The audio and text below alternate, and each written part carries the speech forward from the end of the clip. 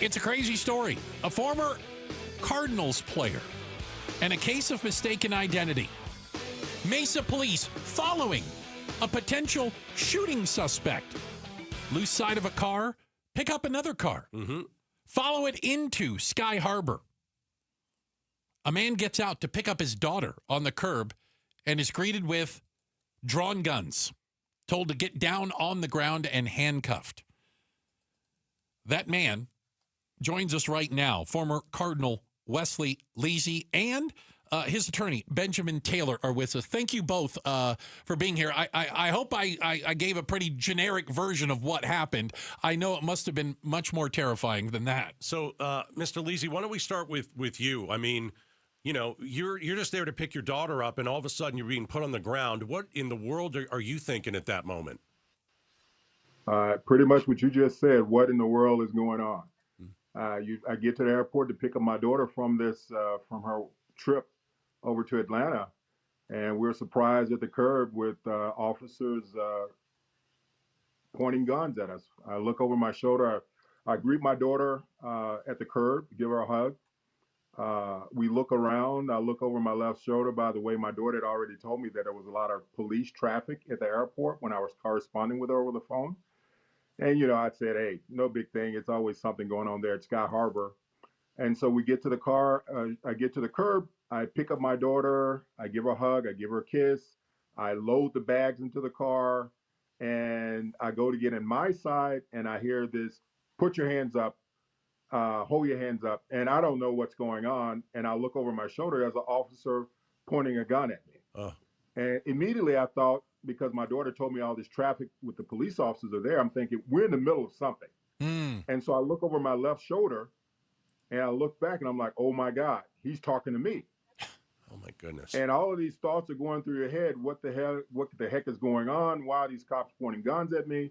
And I turn back around and I ask the cop, you know, what's going on? I put my hands up at that point. What's going on? What's going on? He gives me another order. Put your hands up.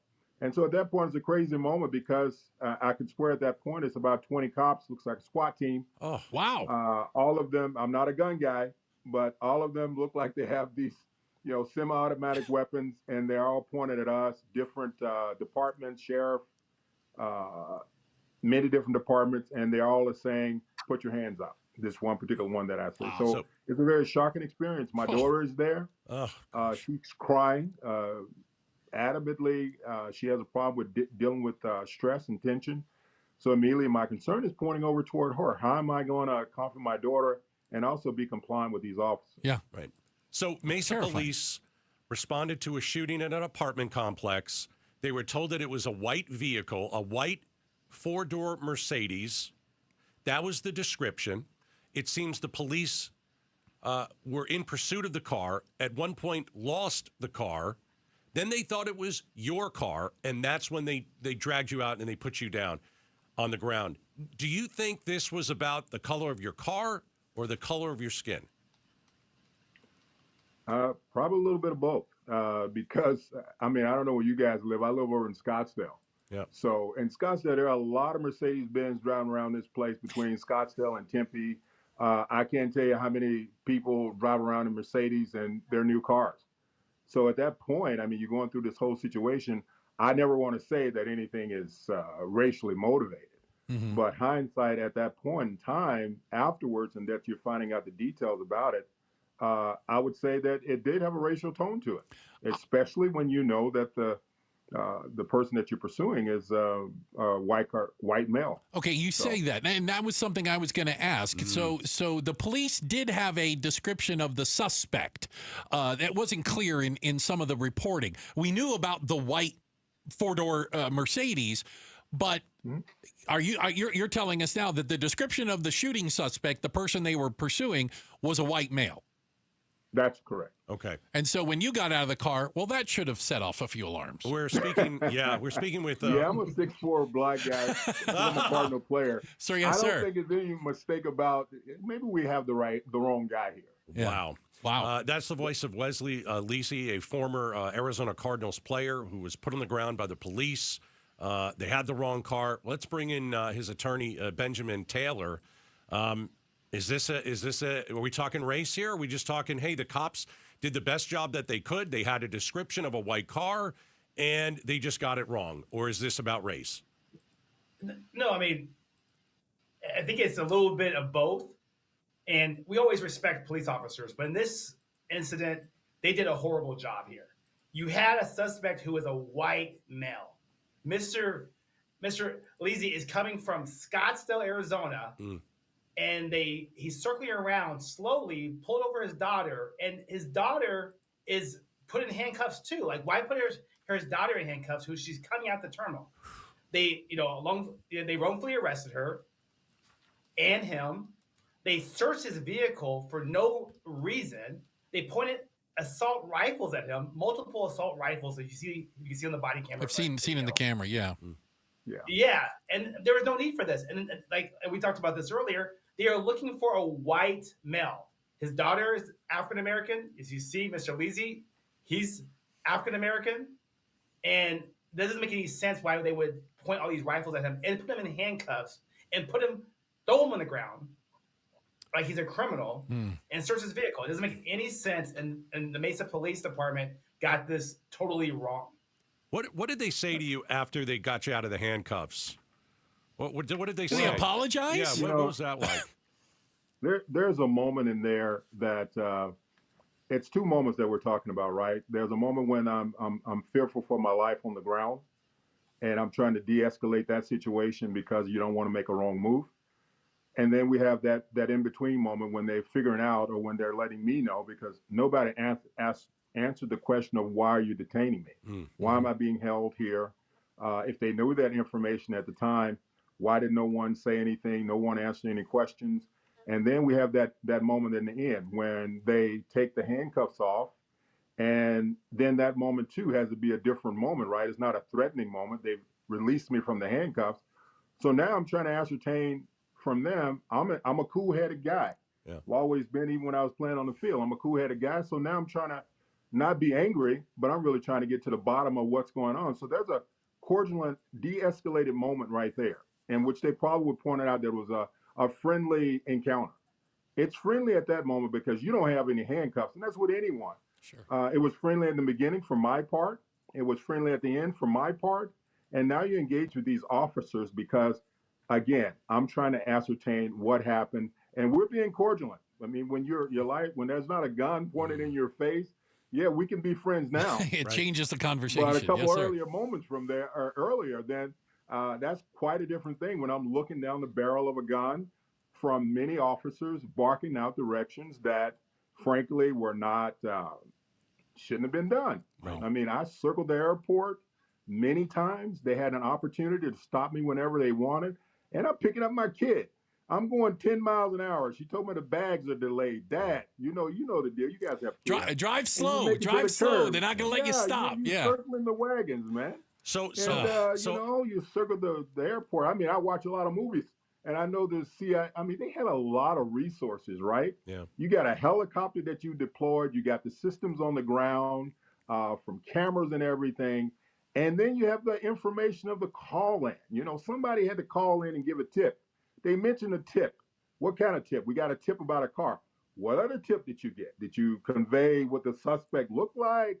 I mean, you call in the 911. That was not expressing me in any kind of way. So for anybody, I mean, whether you're white, whether you're black, it's not about that. It's about someone that's stopping. Hopefully it's not about that.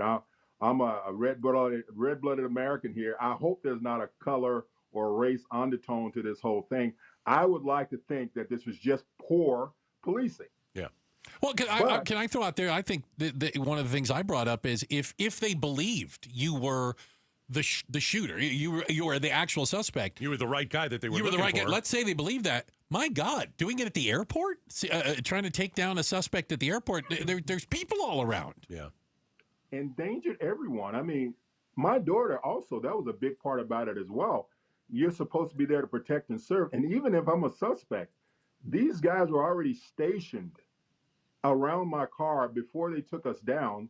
They were already stationed. So they already saw my daughter standing on the curb with her bags. They watched me hug my daughter, kiss her on the cheek, put the bags in the car.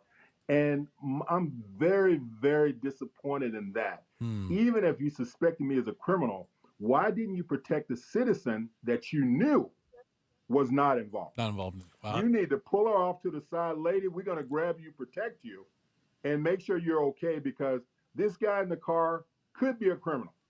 We know he's not, but he could be. Right, that's a good Where point. Where was the Constitution? Where was the we care for citizens? Common sense. Let's protect and serve. Right. That could have been anybody on the road, but they watched it, and there were other people, and they let it happen. So that's the voice of former. I don't know. I guess we'll figure it out. That's the voice of former Arizona Cardinal Wesley Leasy, who was at the airport to pick up his daughter. Police held him at gunpoint. They thought his white car was the car of someone that they were looking for that was in the middle of a shooting in Mesa.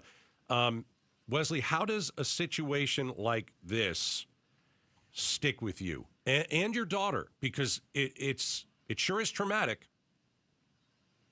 You know, it was very traumatic. My daughter, she didn't sleep. She didn't sleep at that point. It's been a couple of days.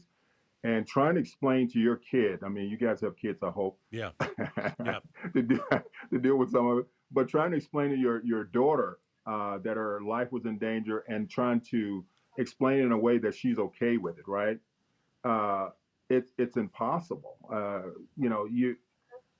I just don't have the words. It's a dangerous experience. You're looking over at your daughter while you're face down on the ground. Oh gosh. And you know your daughter cannot handle these stressful moments, and she's unraveling. She's crying.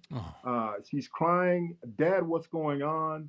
Dad, what's going on? And I don't know. You guys are fathers. When you look into your kid's eyes, she's 26 years old. Yeah. I've been with her since the beginning of her life, and so you know, when you look into your kid's eye, that something is not right. They're going to do something that's unpredictable, possibly, and that they're highly stressed.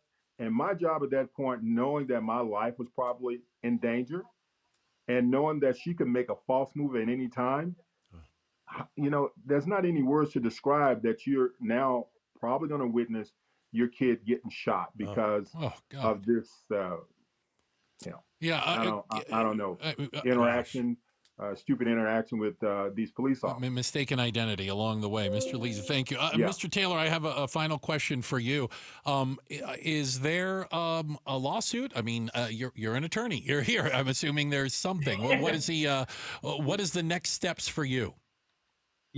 So we've had multiple cases with Mesa. So this is not the first time Mesa has done this. We've had big, high-profile cases with Mesa. So of course, I mean, that's what we're gonna have to pursue. That's how you get justice in the system. What they did to Mr. Leasy and his daughter was unconstitutional, and by pointing guns, searching his vehicle, that's just totally wrong. And of course, in order to get justice, we have to pursue a lawsuit, and that's what we do. All right. Mr. Leasy, we're so sorry that this happened to you. The cops had the wrong car, and you were not treated right. And from a guy who's a proud stepdad of 2 kids, when you look into their eyes and there's a situation, I'm not putting myself in your situation because I don't know what that is, but when you see your child scared, there's nothing worse. There's nothing worse in the world. And I'm so sorry you had to go through this. So sorry. Yeah. Well, guys, I really appreciate you giving me an opportunity to speak and tell my story. And also this could have happened to any red-blooded American, right? Yeah. This doesn't just happen to people that look like me. It happens to people that look like you as well.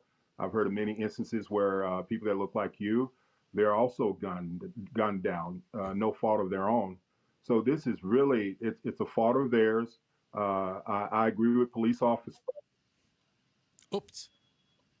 I think we just lost him, but they were there for a long time. We had, certainly thank both of them. I think, Anyway, we were saying our goodbyes. Right? Anyway. We were saying our goodbyes so again. If they're still listening, thank you. Thank you for joining us. Thank you for telling your story, and we appreciate it. This is an important story, and we have to learn something from this. And That's maybe what you'd it's hope. the training that goes into it for the officers, because. Mr. Leasy did nothing wrong. No. Literally nothing wrong. He didn't, and it's really a sad situation. From beginning to end, did nothing wrong. Yeah. Right. Thanks for watching Outspoken with Bruce and Gaydos. Tap to watch more from KTAR News and click the button in the middle to subscribe.